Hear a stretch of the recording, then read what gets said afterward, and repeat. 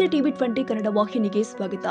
ಮಾನ್ವಿ ಪಟ್ಟಣದ ಬೆಟ್ಟದ ಗವಿ ಶ್ರೀ ಅನ್ನಮಯ್ಯ ತಾತನ ಉಚ್ಛ್ರಾಯ ರಥೋತ್ಸವ ಕಳೆದ 40 ವರ್ಷದಿಂದ ನಮ್ಮ ತಂದೆ ಮಾಜಿ ಸಂಸದ ರಾಜ ಅಂಬಣ್ಣನಾಯ್ಕ ನಡೆಸಿಕೊಂಡು ಬಂದಿದ್ದು, ಇಂದಿಗೂ ನಮ್ಮ ಕುಟುಂಬ ಅನ್ನಮಯ್ಯ ತಾತನ ಜಾತ್ರೆ ನಡೆಸಿಕೊಂಡು ಬಂದಿದೆ ಅಂತ ಮಾಜಿ ಶಾಸಕ ರಾಜ ವೆಂಕಟಪ್ಪ ನಾಯ್ಕ ತಿಳಿಸಿದ್ದಾರೆ. ರಾಯಚೂರು ಜಿಲ್ಲೆಯ ಮಾನ್ವಿ ಪಟ್ಟಣದ ಬೆಟ್ಟದ ಗವಿ ಅನ್ನಮಯ್ಯ ತಾತನ ಜಾತ್ರೆ ನಿಮಿತ್ತವಾಗಿ ನಡೆದ ಕಾರ್ಯಕ್ರಮ ಉದ್ಘಾಟಿಸಿ ಮಾತನಾಡಿ, ಬೆಟ್ಟದ ಗವಿ ಅನ್ನಮಯ್ಯ ತಾತನನ್ನ ನಂಬಿದ್ರೆ ನಿಮಗೆ ಆಶೀರ್ವಾದ ಸಿಗುತ್ತೆ.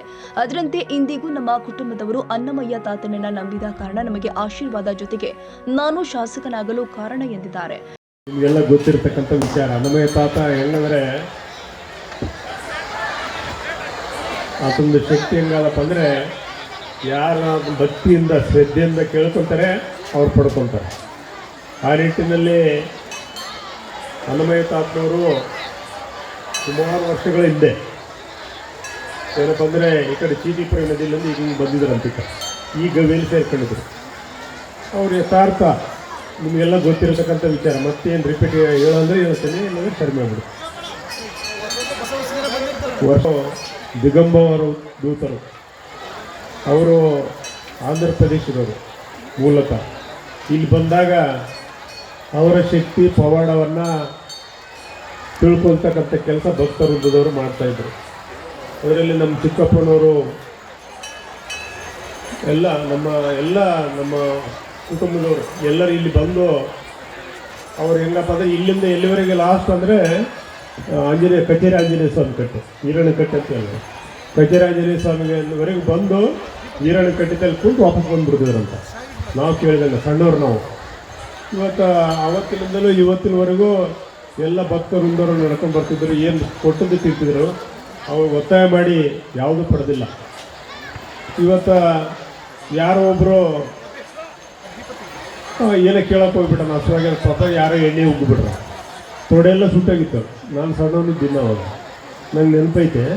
ತೊಡೆ ಸುಟ್ಟೋಗ್ಬಿಟ್ಟು ನಮ್ಮ ಮನೆಯಿಂದಲೇ ಆಸ್ಪತ್ರೆ ಇತ್ತು, ಸಾರ್ವಜನಿಕ ಹಾಸ್ಪಿಟ್ಲ್, ಸರ್ಕಾರಿ ಆಸ್ಪತ್ರೆ. ನಮ್ಮ ತಂದೆಯವರು, ನಮ್ಮ ಚಿಕ್ಕಪ್ಪವ್ರಿಗೆ, ನಮ್ಮ ತಂದೆಯವರು ರಾಜ ಅಂಬಣ್ಣನಾಯ್ಕ ಅವರು ನಮ್ಮ ಚಿಕ್ಕಪ್ಪವರಿಗೆ ರಾಜ ಗೋವಿಂದರಾಜ ನಾಯ್ಕ ಅವ್ರಿಗೆ ಹೇಳಿದರು, ಏನು ನೋಡಪ್ಪ ಅದು ನೀನೈತೆ ಟ್ರೀಟ್ಮೆಂಟ್ ಮಾಡಿಸು, ಪ್ರಯತ್ನ ಮಾಡೋಣ ಎಷ್ಟಾಗ್ತದೆ ಅಷ್ಟು ಅಂದರೆ. ನಮ್ಮ ಚಿಕ್ಕಪ್ಪವರು 8 ಮಂದಿನ ಕರ್ಕೊಂಡು ಹೋಗಿದ್ರು.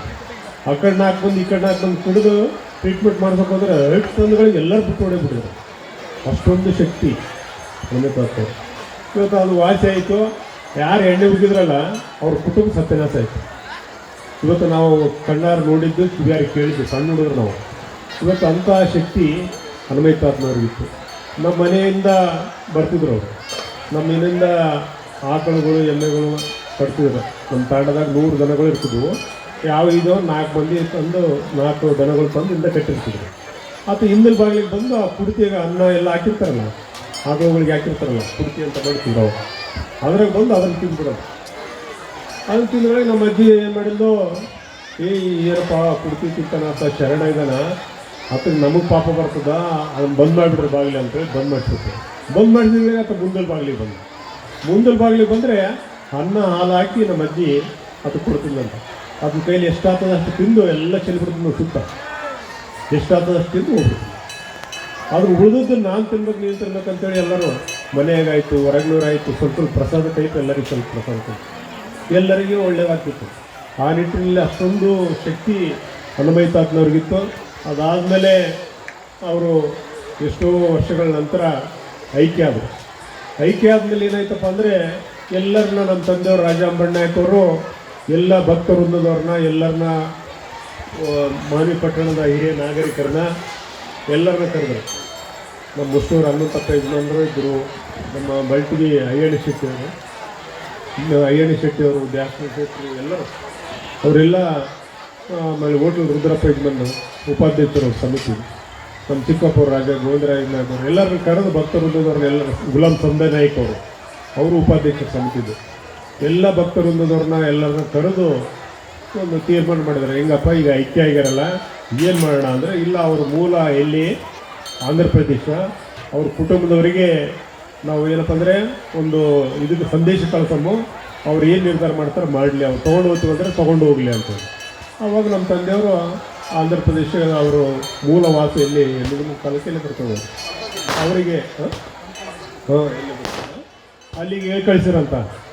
ಅವ್ರು ಏನಂದ್ರಂತ, ಇಲ್ಲಪ್ಪ ಮಾರಾಯ, ನಾವು ಅಲ್ಲಿಂದ ಆತ ಯಾಕಂದರೆ ಬಟ್ಟೆ ಇಲ್ದಂಗೆ ತಿರುಗಾಡ್ತಿದ್ದಲ್ಲ, ಅವ್ರ ಕುಟುಂಬಕ್ಕೆ ಒಂದು ಏನಪ್ಪ ನಮ್ಗೆ ಅವಮಾನ ಆಗ್ತಿದೆ ಅಂತ ಅವ್ರಿಗೆ ಒಂದು ಇದು ತಪ್ಪು ಕಲ್ಪನೆ. ಆತ ಶರಣ ಆಗಿದ್ದು ಅವ್ರಿಗೆ ಗೊತ್ತಿಲ್ಲ ಪಾಪ, ಏನಪ್ಪ ನಮ್ಮ ಕುಟುಂಬಕ್ಕೆ ಹಿಂಗೆ ತಿರುಗಾಡ್ತಾರಲ್ಲ ಈ ಮನುಷ್ಯ ಅಂತೇಳಿ ಅವರು ಒಂಥರ ತಿರಸ್ಕಾರ ಮಾಡಿದಂಗೆ ಲೆಕ್ಕ ಅದು. ಆ ಲೆಕ್ಕದಾಗ ಆತ ಪಾಪ ಈ ಕಡೆ ಬಂದ್ಬಿಟ್ಟಂತ. ಅವಾಗ ಹೇಳಿ ಕಳಿಸಿದ್ರೆ, ಇಲ್ಲಪ್ಪ ಅಲ್ಲೇ ಹೋಗ್ಯಾನ, ನೀವು ಏನೇನು ಮಾಡ್ತೀರಿ ಅನ್ಬೇಕಂತ. ಈಗ ಈ ಒಂದು ಬಾಡಿನ ಅಲ್ಲಿ ಕರ್ಕೊಂಡು ಮಾಡಿದ್ರಂತ ಹನುಮಂತಾತ್ಮರು ಹೈಕಮಾಂಡ್. ಆದರೆ ಅವ್ರೇನಂದ್ರಂತ, ಈಗ ಬೇಡ, ನೀವೇ ಅಲ್ಲಿ ಏನೇನು ಮಾಡ್ತೀರಲ್ಲ. ಅವಾಗೆಲ್ಲ ದೈವದವ್ರನ್ನ ಕರೆದು ಎಲ್ಲ ಚರ್ಚೆ ಮಾಡಿ, ಇಲ್ಲ ಆತಗೊಂದು ಗದ್ದಿಗೆ ಮಾಡೋಣ, ಒಂದು ಗವಿ ಟೈಪ್ ವಿಲೇಜ್ ಮೂಲಕ ಗದ್ದಿಗೆ ಮಾಡೋಣ ಅಂತೇಳಿ ಗದ್ದಿಗೆ ಮಾಡಿ ಪ್ರತಿ ವರ್ಷ ಆತನ ಆರಾಧನೆ ಕಾರ್ಯಕ್ರಮ, ಆರಾಧನೆ ಅಂತ ಮಾಡಿದರು. ಜಾತ್ರಾ ಮಹೋತ್ಸವ ಏನಂತ ನಾವೀಗ ಆರಾಧನೆ ಅಂತೇಳಿ ಸ್ಟಾರ್ಟ್ ಆಯಿತು. ಯಾಕಂದರೆ ಆತಗೆ ಭಾಳಷ್ಟು ಮಂದಿ ಭಕ್ತರಿದ್ದರು ಕೂಡ ಹಮ್ಮಿಕೊಂಡು ಬಂದಿರ್ತಕ್ಕಂಥ ಕಾಣ್ತಿದ್ದೇವೆ. ಅದರ ಜೊತೆಯಲ್ಲಿ ಏನಪ್ಪ ಅಂತಂದರೆ ಪ್ರತಿಯೊಂದು ರಂಗದಲ್ಲಿಯೂ ಸಾಧನೆ ಮಾಡಿರ್ತಕ್ಕಂಥ ಸಾಧಕರಿಗೆ ಕೂಡ ಸನ್ಮಾನ ಮಾಡತಕ್ಕಂಥದ್ದು ಈ ಒಂದು ದೊಡ್ಡ ಮನೆಗೆ ಸಲ್ತಕ್ಕಂಥ ಒಂದು ಅವಿಸ್ಮರಣೀಯವಾಗಿರ್ತಕ್ಕಂಥ ಒಂದು ಘಟನೆ ಅಂತ ಹೇಳ್ಕೊಂಡು ಕೊಡ್ಬೋದಾಗಿರ್ತಕ್ಕಂಥದ್ದಾಗ್ತದೆ. ಯಾಕೆಂದರೆ ಯಾವುದೇ ಒಂದು ಕಾರ್ಯಕ್ರಮ ಮಾಡಬೇಕಾಯ್ತಪ್ಪ ಅಂತಂದ್ರೆ ಅದಕ್ಕೆ ಅದ್ರ ಹಿಂದಿರ್ತಕ್ಕಂಥ ಶ್ರಮ ಭಾಳ ದೊಡ್ಡದು. ಆದರೆ ಪ್ರತಿ ವರ್ಷ ಏನಪ್ಪ ಅಂದರೆ ಅನ್ವಯ ತಾತನವರ ಒಂದು ಸೇವೆಯನ್ನು ಮಾಡಿಕೊಂಡು ಬಂದಿರ್ತಕ್ಕಂಥ ಒಂದು ದೊಡ್ಡ ಮನೆ ಕುಟುಂಬಕ್ಕೆ ಏನಪ್ಪ ಅಂತಂದರೆ ತಮ್ಮೆಲ್ಲರ ಪರವಾಗಿ ಒಂದು ಜೋರಾದ ಚಪ್ಪಾಳೆಯನ್ನು ಕೊಡಬೇಕಂತ ಹೇಳಿ ಕೈಕೊಳ್ತಾ ಇದ್ದೇನೆ. ಭಕ್ತಾದಿಗಳೇ, ಇವತ್ತು ನಾವು ಹೇಗಿದ್ದೀವಪ್ಪ ಅಂತಂದರೆ ನಾವು ದೇವರಿಗೆ ಏನು ಕೊಡ್ತಿದ್ದೀವೋ ಅದಕ್ಕಿಂತ 10 ಪಟ್ಟು ತಾನಾಗಿ ಬರ್ತಕ್ಕಂಥ ಒಂದು ವ್ಯವಸ್ಥೆ ಇರ್ತಕ್ಕಂಥದ್ದಾಗ್ತದೆ. ಅದಕ್ಕೋಸ್ಕರವಾಗಿ ದೊಡ್ಡರು ಹೇಳ್ತಾರೆ, ಯಾವುದೇ ಒಂದು ಕಾರ್ಯಕ್ರಮಕ್ಕಿರಲಿ ಅಥವಾ ದೇವಸ್ಥಾನಕ್ಕೆ ಹೋಗ್ಬೇಕಾಯ್ತಪ್ಪ ಅಂತಂದಾಗ ಎಂತ ಕಡಿಮೆ ಅಂತಂದ್ರೂ ಕೂಡ ನಾವು ಕೊಡ್ತಕ್ಕಂಥ ಕಾಣಿಕೆ ಕಡಿಮೆ ಅಂದ್ರೂ ಕೂಡ ಅಟ್ಲೀಸ್ಟ್ ಏನು ಇಲ್ಲ ಅಂದ್ರೂ ಕೂಡ ಒಂದು 4 ಊದಿನ ಕಡೆ ತೆಗೆದುಕೊಂಡು ಹೋಗ್ಬೇಕಂತ. ಯಾಕೆ ಅಂತಂದ್ರೆ ದೇವರಿಗೆ ನಾವು ಅಲ್ಪ ಕಾಣಿಕೆ ಸಲ್ಲಿಸಿದಾಗ ಮಾತ್ರ ದೇವರು ನಮಗೆ ಜಾಸ್ತಿ ಕೊಡ್ತಕ್ಕಂಥದ್ದಾಗ್ತದೆ. ಆ ರೀತಿಯಾಗಿರ್ತಕ್ಕಂಥ ಒಂದು ವಾತಾವರಣ ಅಂತಂದ್ರೆ ಪ್ರಾಕೃತಿಕವಾಗಿ ಸೃಷ್ಟಿ ಮಾಡ್ತಕ್ಕಂಥ ಒಂದು ಶಕ್ತಿ ಆ ದೇವರಿಗೆ ಇರ್ತಕ್ಕಂಥದ್ದಾಗ್ತದೆ. ಅದಕ್ಕೋಸ್ಕರವಾಗಿ ಈ ಒಂದು ಹನುಮಂತಾತನವರಿಗೆ ಯಾರು ನಾವು ಭಕ್ತಿಯಿಂದ ನಡ್ಕೊಳ್ತಿದ್ದೇವೋ ಅದು ನಮಗೆ 100 ಪಟ್ಟಾಗಿ ಒಂದು ಸೇವೆ ಸಲ್ತಕ್ಕಂಥ ಕಾರ್ಯ ಮಾಡ್ತಕ್ಕಂಥ ಕೂಡ ಆಗ್ತದೆ. ಅದು ಇವತ್ತು ಕೊಟ್ಟಿರ್ತಕ್ಕಂಥ ಒಂದು ಸಣ್ಣ ಕಾಣಿಕೆ ನಿಮ್ಮ ಜೀವನದಲ್ಲಿ ಮುಂದೆ ದೊಡ್ಡದಾಗಿ ಬಂದೇ ಬರ್ತಕ್ಕಂಥದ್ದು ಅಂತ ಹೇಳಿಕೆ ನಾವು ಕೊಡ್ತಿದ್ದೇವೆ. ಯಾಕಂದ್ರೆ ನಾವು ಕೂಡ ಹೇಳ್ತಿದ್ದೇವೆ, ಚಿಕ್ಕ ಹುಡುಗಿಂತ ಕೂಡ ಈ ಹನುಮಂತಾತನ ಗವಿಗೆ ಬರ್ತಾ ಇದ್ವಿ ಅವಾಗ. ಬಟ್ ಈಗ ಸುಮಾರು 4-5 ವರ್ಷಗಳಿಂದ ನಮ್ಮ ಒಂದು ನಾಯಕರು MLA ಆದ ನಂತರದಲ್ಲಿ ಇಲ್ಲಿ ಹಲವಾರು ರೀತಿಯಾಗಿದ್ದಂಥ ಒಂದು ಶುಭ ಕಾರ್ಯಗಳಿಗೆ ಕಲ್ಯಾಣ ಮಂಟಪವನ್ನು ಮಾಡಿಕೊಳ್ಳುವ ಮೂಲಕವಾಗಿ ಮತ್ತು ಈ ಒಂದು ಕಾರ್ಯಕ್ರಮದಲ್ಲಿ ಇರ್ತಕ್ಕಂಥ ಎಲ್ಲ ಜಾಗವನ್ನು ನೀಟಾಗಿ ಮಾಡಿಕೊಂಡಿದ್ದಾರೆ ಕೂಡ. ಸೊ ಅವರಿಗೆ ಇನ್ನೂ ಹೆಚ್ಚಿನ ಮಟ್ಟಿಗೆ ಹನುಮಂತಾತನವರು ಜಾಸ್ತಿ ಶಿಕ್ಷಣ ಕೊಡುವುದರ ಮೂಲಕವಾಗಿ ಮುಂಬರುವ ದಿನಗಳಲ್ಲಿ ಹನುಮಂತಾತನವರು ಸೇವೆ ಮಾಡ್ತಕ್ಕಂಥ ಒಂದು ಮಹತ್ವಾಕಾಂಕ್ಷಿಯಾಗಿರ್ತಕ್ಕಂಥ ಅವರ ಒಂದು ಏನು ಅನ್ಕೊಂಡಿದ್ದಾರೆಯೋ ಆ ಕಾರ್ಯಗಳು ಇನ್ನೂ ಹಲವಾರು ಕಾರ್ಯಕ್ರಮಗಳಿದ್ದಾವೆ, ಅವ್ರ ಯೋಜನೆಗಳು ಭಾಳ ಇದ್ದಾವೆ. ಬಟ್ ಇಲ್ಲಿ ಇರ್ತಕ್ಕಂಥ ಕೆಲವು ವಿಚಾರಗಳಿದ್ದಾವೆ. ಹಾಗಾಗಿ ಮುಂಬರುವ ದಿನಗಳಲ್ಲಿ ತಾವೇ ನೋಡ್ತಾ ಇದ್ದೀರಿ, ಅವ್ರಿಗೆ ಸ್ವಲ್ಪ ಹನುಮಂತಾತನವರು ಅದರ ಶಕ್ತಿ ಕೊಟ್ಟಪ್ಪ ಅಂತಂದರೆ ಮುಂಬರುವ ದಿನಗಳಲ್ಲಿ ಈ ಬಡಜನರಿಗೆ ಮತ್ತು ದೀನದಲಿತರಿಗೆ ಹಿಂದುಳಿದಕ್ಕಂಥ ವರ್ಗದವ್ರಿಗೆ ಏನಪ್ಪ ಅಂತಂದರೆ ಕಡಿಮೆ ದುಡ್ಡಿನಲ್ಲಿ ಕಲ್ಯಾಣ ಮಂಟಪ ನಿರ್ಮಾಣ ಆಗಿರ್ಬೋದು ಅಥವಾ ಕಡಿಮೆ ಒಂದು ಖರ್ಚಿನಲ್ಲಿ ಏನಪ್ಪ ಅಂತಂದರೆ ಸೇವೆ ಸಲ್ಲಿಸ್ತಕ್ಕಂಥ ಒಂದು ಮಹತ್ವಾಕಾಂಕ್ಷಿ ಯೋಜನೆ ಕೂಡ ಅವರು ಹೊಂದಿದ್ದಾರೆ. ಅದಕ್ಕೋಸ್ಕರವಾಗಿ ಇಂಥ ಒಂದು ಸಂದರ್ಭದಲ್ಲಿ ನಾವು ಸಲ್ಲಿಸಿದ ಒಂದು ಸೇವೆಯ ಅನುಗುಣವಾಗಿ ಏನಪ್ಪ ಅಂದರೆ ಮುಂದೆ ಹೆಚ್ಚಿನ ಮಟ್ಟಿಗೆ ತಮಗೆ ಆ ದೇವರು ಕರುಣಿಸಲಿ ಅಂತ ಹೇಳ್ತಾ ನನ್ನ ಮಾತ್ರ. ಪ್ರತಿ ಅಮಾವಾಸ್ಯೆಗೆ ಸಾವಿರಾರು ಭಕ್ತರು ಆಂಧ್ರ, ತೆಲಂಗಾಣ ಸೇರಿ ಕರ್ನಾಟಕದ ನಾನಾ ಭಾಗದಿಂದ ಭಕ್ತರು ಬಂದು ಆಶೀರ್ವಾದ ಪಡೆಯುತ್ತಾರೆ. ಹಾಗೆ ರಾಜ ರಾಮಚಂದ್ರ ನಾಯಕ ಗೆಳೆಯರ ಬಳಗದಿಂದ ಪ್ರಸಾದ ವ್ಯವಸ್ಥೆ ಇರುತ್ತೆ ಎಂದಿದ್ದಾರೆ. Syed Khader Basha, TV20 Kannada news, Manvi.